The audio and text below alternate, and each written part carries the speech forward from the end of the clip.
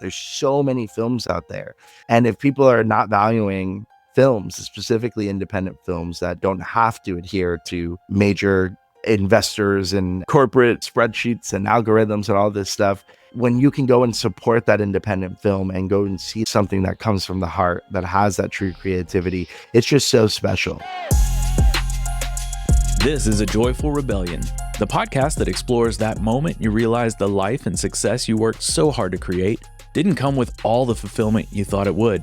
I'm your host, James Walters, and I want you to be the author of your own story. Each week, I connect with people who inspire bold answers to the question, what do I do now to create a life I love? If you're ready to start answering that question for yourself, you're in the right place. So let's start a joyful rebellion. What if the stories we tell had the power to create real change? And what if a single film could shift perspectives, challenge narratives, and inspire action? That's exactly what today's guest, Ethan Felizzari-Castillo, is all about. Ethan is a filmmaker, producer, and the founder of CK Productions, a multimedia company dedicated to cause-based storytelling. His mission? To create films that don't just entertain, but spark conversation, challenge assumptions, and bring important social issues to the forefront. His latest project, Backyard Desert, takes a deeply human approach to the immigration crisis and tells the story from an unexpected point of view. In this episode, we dive into why Ethan believes independent filmmaking is one of the most powerful tools for change. We get into the creative process behind Backyard Desert and how storytelling can shape the way we see the world. We also talk about the challenges and rewards of working outside the Hollywood system, the importance of supporting independent art, and what it really takes to bring a film to life. Whether you're an avid moviegoer, an activist, or just someone who likes a great story, this episode will have you thinking more about the power of film. So stick around. This is a conversation you don't want to miss. Ethan Felizzari-Castillo, welcome to A Joyful Rebellion. Thank you for having me. Yeah, it's great to have you on because this is going to be a different conversation than I've had with any guest so far. And I think people are going to be excited to hear about it. You're a filmmaker. You tell stories. And I'm always talking about how it's important to share your own story. It's really helpful for people. It's helpful for yourself to process parts of your own life that maybe you're working through. You tell stories through film, through filmmaking. And that's one of the ways you do it, but that's what we're going to talk about today. And you've got a new film that you're bringing out. Have you brought it out yet? Backyard Desert? No. So It's a film that I'm working on right now. We're hoping to shoot late spring, but we've been working on it for the last 6 years. It's been quite the journey for sure. One of the things that you do, and the reason I'm so interested to have this conversation is part of your production company's mission is a hope to inspire a whole new generation of artists who consider themselves cause-based creatives, inspiring change in the communities. Tell me a little bit about how that came to you. I mean, a lot of people say, oh, okay, I want to be a filmmaker, I want to make movies. But when did it go from, this is really an interesting thing to me, to, I think we can affect some change in our communities. I think we can get people inspired to do the same if we do this right. Yeah, so I think the arts and creative spaces have always been, whether people want to admit it or not, they've always been inherently about affecting really good, positive change. I mean, I think music and film and theater and art, like they have a certain power to be able to move a person in a way that's so much greater than so many other things in the world. The way you're able to just get to somebody is so much easier from the form of entertainment, because when done right, you're able to just unplug, especially in this day and age, where you're able to unplug, you're able to just focus and be engulfed in a story about whatever it is, right? I think for me, it's always been about that. We started our company, CK Productions. It's a multimedia company. So we started doing theater. And when we started doing theater, from having a theater background as an actor, I knew that from a very young age, theater has the ability to be poignant, to also be very vocal about a certain opinion, and it's happening live. You're in the room, it's infectious, it's a different kind of energy.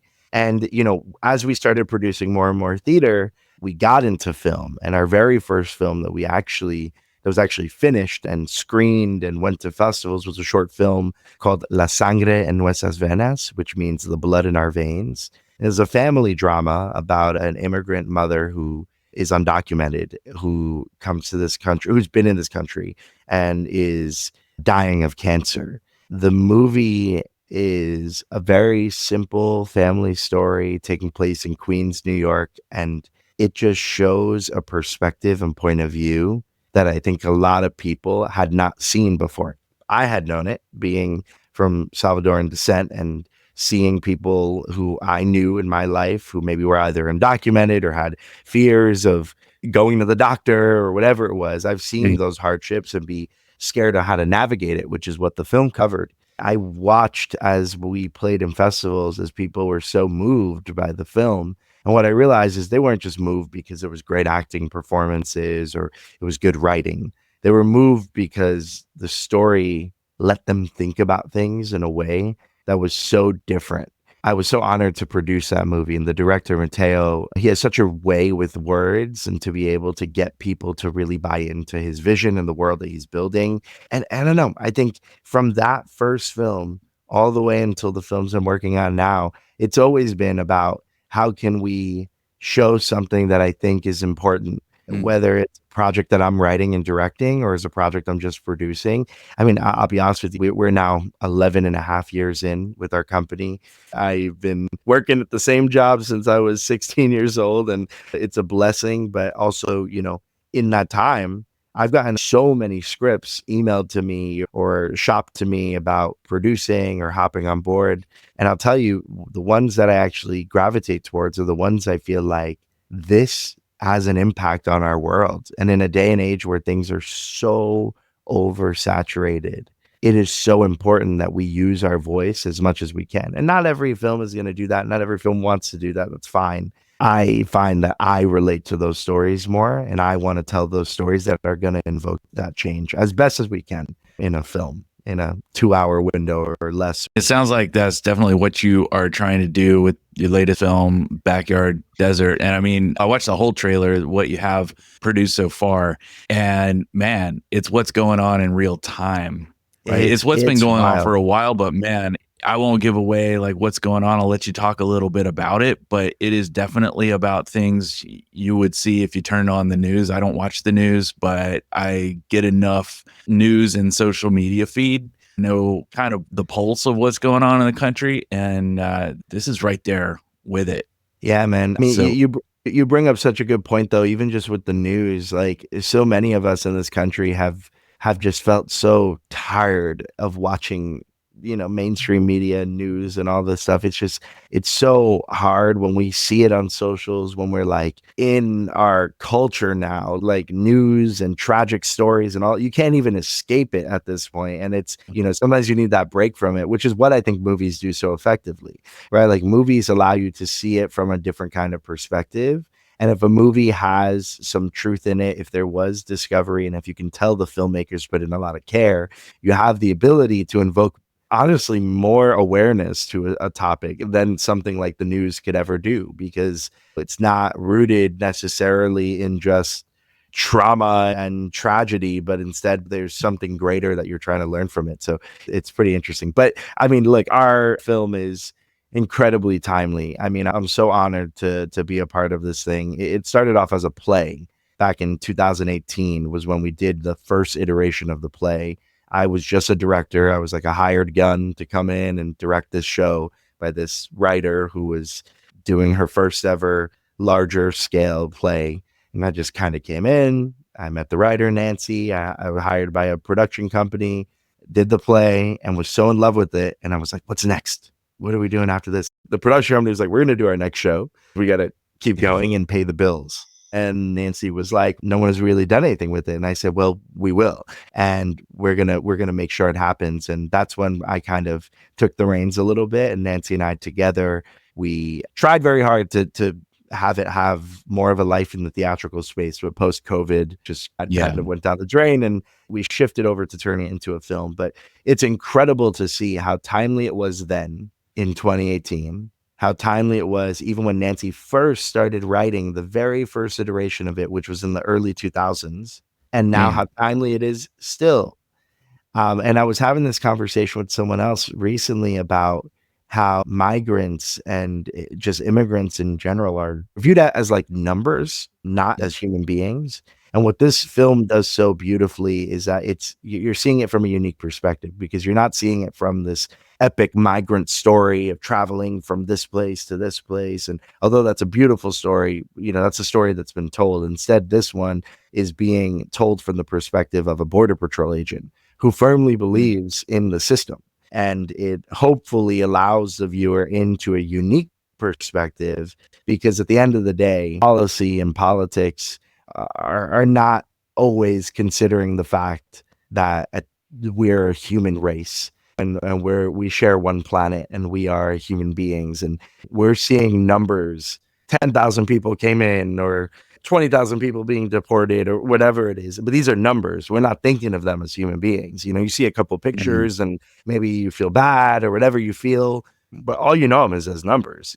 Story is. And that's what we try to do with this film, to shed a little bit of light on the humanity. Our like tagline is like the humanity that transcends borders, right? Like, not just, oh, I'm a migrant in search for a better life. I'm a law enforcement individual who, I've been taught this. This is what I believe in, because this is what I know. This is my life, and kind of shows a bunch of different sides without villainizing people, which is why I love the film so much, because I'm a firm believer that like the best way to have important conversations, especially regarding something as politicized as immigration, is to be able to come at it from multiple sides. So yeah, it's an incredibly poignant and timely story, but it is one that we really firmly believe in. We're an independent production. We're fully operating outside of the Hollywood system. So we're still, at the same time that we're planning the shoot, we're still raising money to try and make sure that we can shoot it. And that's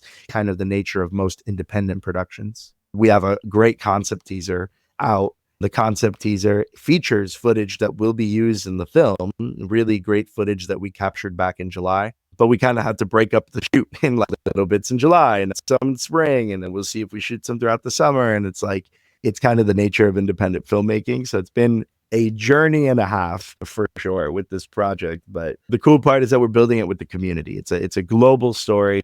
It's a human story. And we're seeking not just investment, but support from the community of the world, individuals. We're not operating inside of this big corporate Hollywood system. So it's definitely interesting. I would guess that operating as an independent production company outside of that system, outside of that machine that is really looking at, okay, how is this going to return our investment? And it less maybe concerned about how are we going to tell a great story, and more concerned about, okay, how are we going to recoup the investment and hopefully profit after that? How many people we think will be interested in it?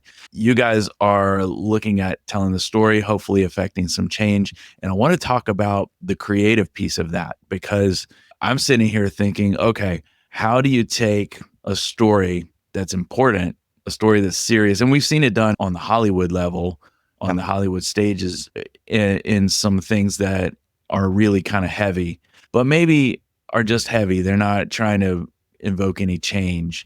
But when you're going through the creative planning and saying, okay, we're going to do this shot, we're going to tell the story this way. I get that you're coming from a different angle with the Border Patrol agent in this particular film, but just in general, how do you guys have the discussion of, okay, we need to tell this story, we need to be true to the people we're writing the story about, the community, but also we need to keep people entertained enough so that they're going to care about it and they're going to stick through the whole thing? Because it seems like you would have to amp up the creativity just a little bit more Yeah. and watch, right? Yeah, no, 100%. I mean, there was a really great quote by this director named Sean Baker, who directed the movie Honora, which did really well this past year. Great independent film. And one thing he had said was, we need to bring back adult movies. And what he meant by that was not adult movies, maybe in an X-rated way, but instead adult Right. movies, or movies for adults that can actually sit down and have comes with, serious movies that are not necessarily that superhero genre, which is fun for the whole family. And there's no shade to that. I grew up loving superheroes and comic books, and I still go and watch the superhero movies. You have the freedom to say, hey, come with us on this journey. It's a little intimate, maybe at times a little bit slow, but listen to what we have to say, because we're not going to get 10,000 screens around the world. We know that, we're not competing with Wolverine. We're not competing with those kinds of movies, right? Nor do we want to, right? That's not the goal. Our goal is to speak to as many people as possible, but hopefully the ones who really want to listen. I think, how do you balance the creativity to make it entertainment at the end of the day? It's through using like film devices. Like, there's so many great sequences that are really engaging. And I think people who like film will be very engaged with, oh, how did they do that? Or how did this happen? And, what an interesting way to shoot this. I think like that's the way you keep people engaged and keep people wanting more from the story. And then also like other things that you can do that dives more into the personal, right? Where, so much of this comes from fact, and so much of this comes from research and conversations with ex-border patrol agents, conversations with migrants, conversations with locals who live in border towns, right? Because that's really the whole scope of the conversation we're trying to have.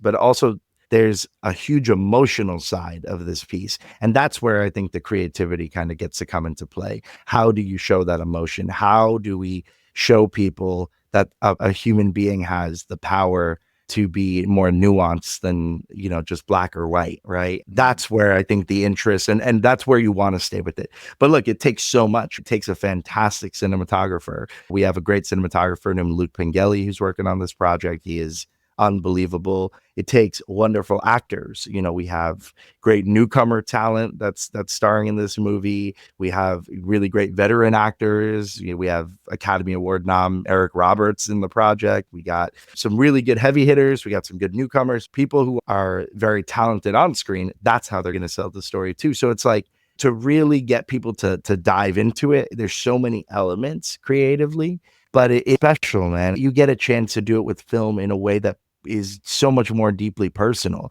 Like we were talking about before about the news. It's often so black and white. Depending on what station you decide to watch, you get your version of the truth.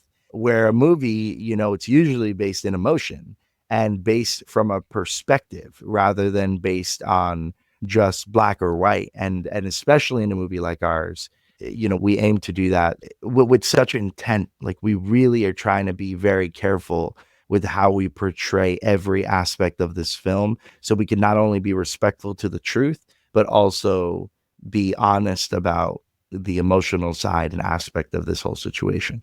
Yeah. And I like that you brought up the fact that a movie, a film, shows a perspective, because that is something we've lost a little bit of connection with, especially lately, because you go on a certain social media channel and you got that group of friends or followers or whatever it is. So you're in this little bubble, and a lot of them might have similar perspectives to you. And perspective is all where you're looking from. That's all it is. As a photographer, I understand it depends on, do you have a wide angle lens on? Do you have a really narrow focus lens? But also, where are you standing?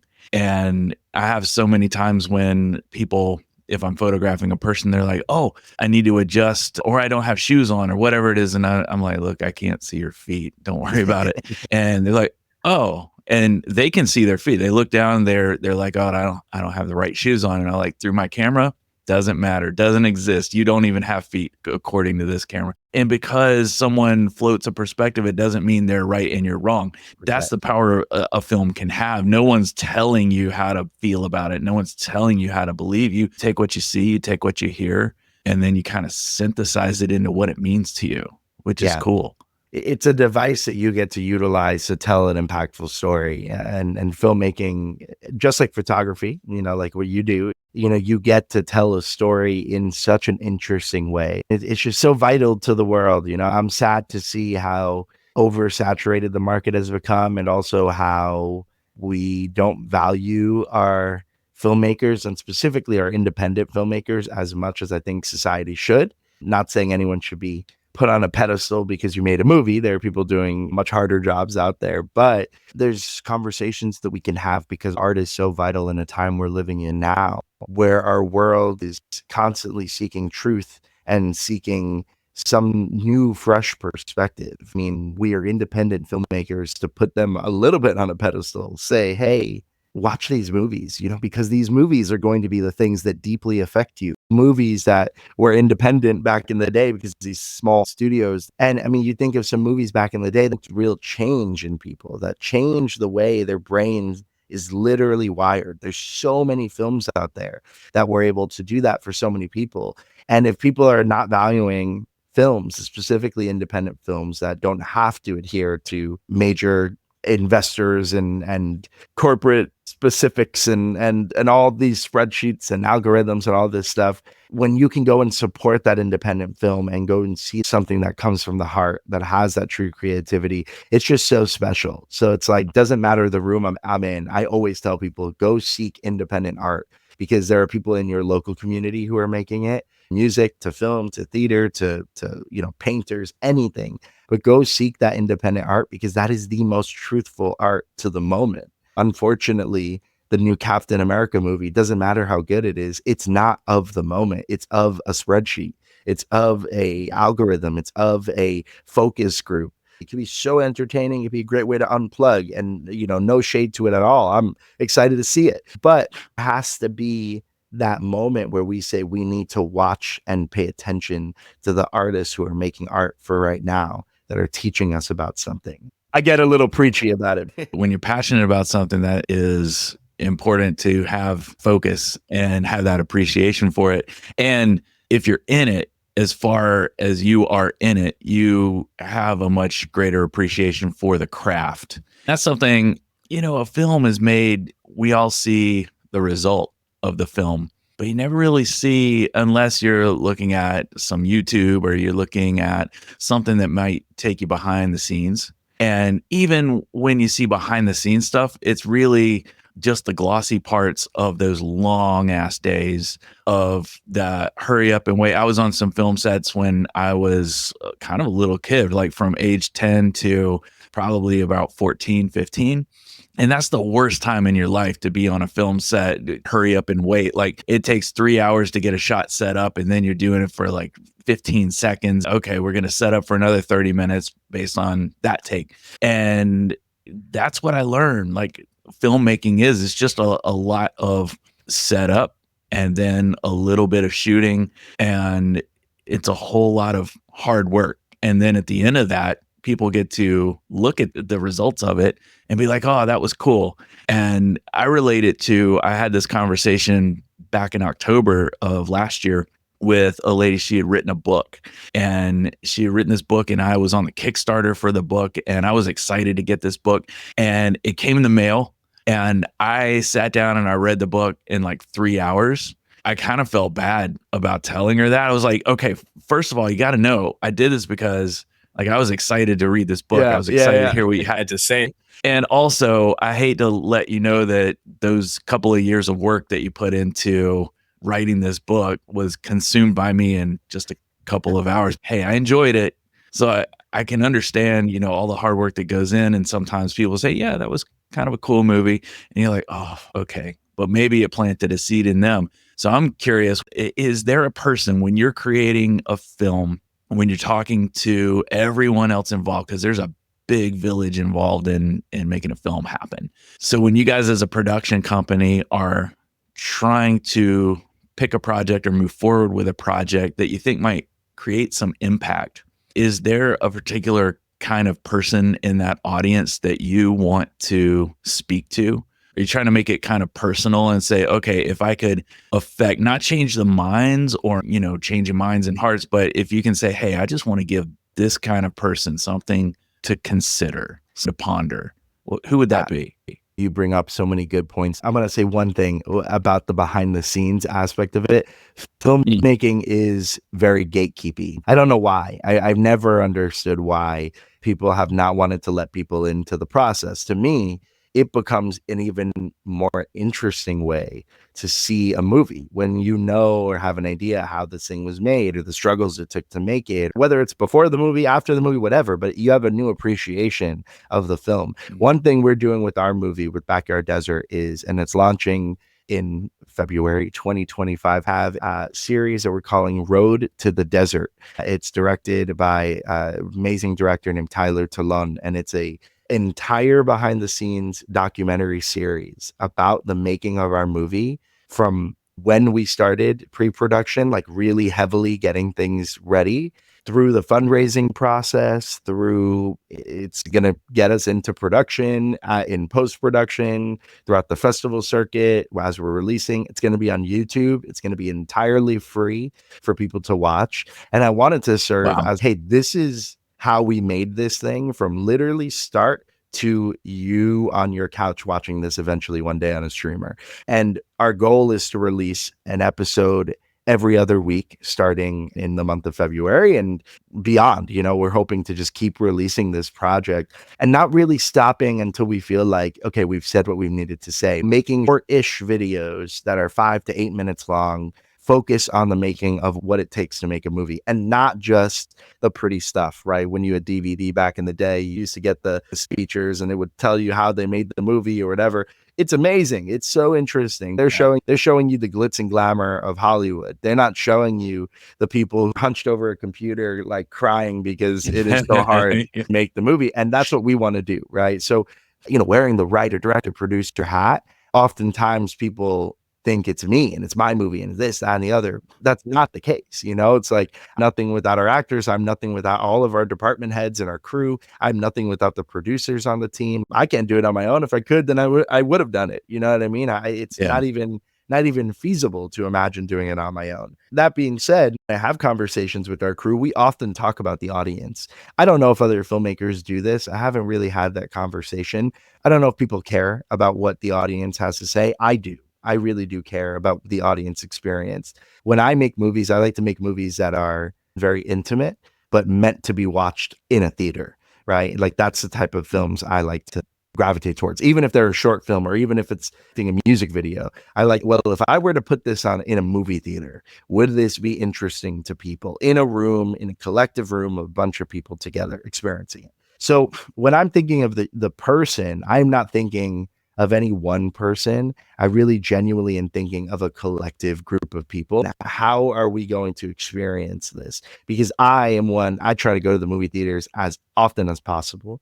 I'm an AMC A-list member. I'll shout them out. I love going to the movie theaters. I pay my $25 a month and go see my 3 movies a week. If I have a moment to go to the movie theater, I will. Yeah. The live experience, so vital to me. And that's exactly what I'm thinking of when I'm thinking of the audience. How can I keep an audience that's live, that's with me here in this moment? Even if our product isn't live, it's screening live to them. How am I going to keep them engaged for whether it's a short and it's 15 minutes long or 10 minutes long, or if it's a feature and it's an hour and a half or 2.5 hours long, whatever it is, you know, how am I going to keep them locked in with me? And it's something I think I've gotten better at. It's hard and you have to learn and you have to be in the rooms with people. This is my first feature that I'm directing. So it's going to be a lot of good learning lessons. But overall, I trust my gut and I trust my team's gut. And I know that we're going to make a movie that's going to speak to a lot of people. It's so important to understand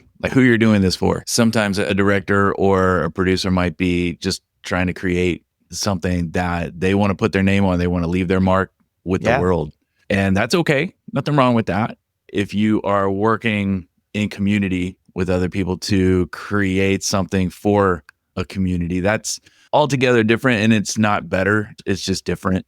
Yeah, and it brings a different feel to the project. If someone's listening or if someone knows someone who's interested in getting into this world of independent filmmaking, what would be your biggest tip for that person to look into? Where should they start that journey? Yeah, I mean, I think it starts with knowing what you want your voice to be and what you want to say. I think that is the first thing, right? Because oftentimes when you're getting started, you have to wear all hats.